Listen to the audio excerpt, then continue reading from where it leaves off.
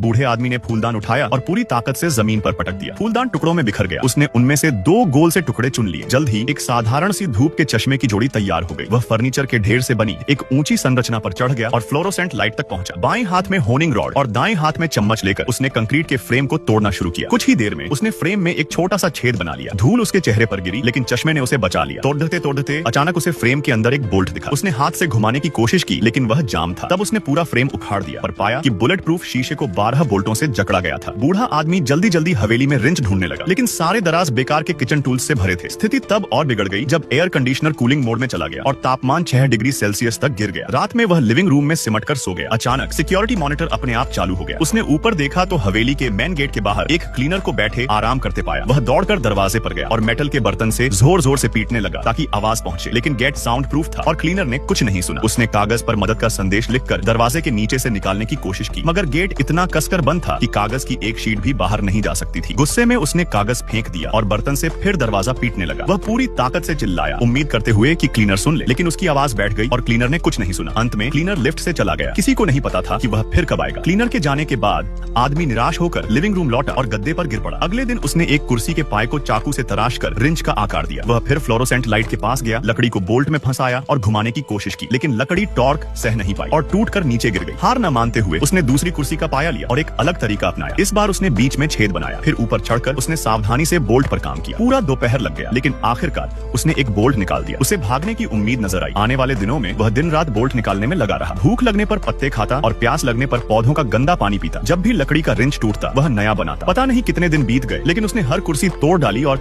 अंत में सारे 12 बोल्ट निकाल दिए। उसने बुलेट प्रूफ शीशा हटाया। जाने से पहले उसने मालिक के लिए एक माफीनामा छोड़ दिया। फिर वह वेंट पर चढ़ा और बाहर की दुनिया में निकल गया।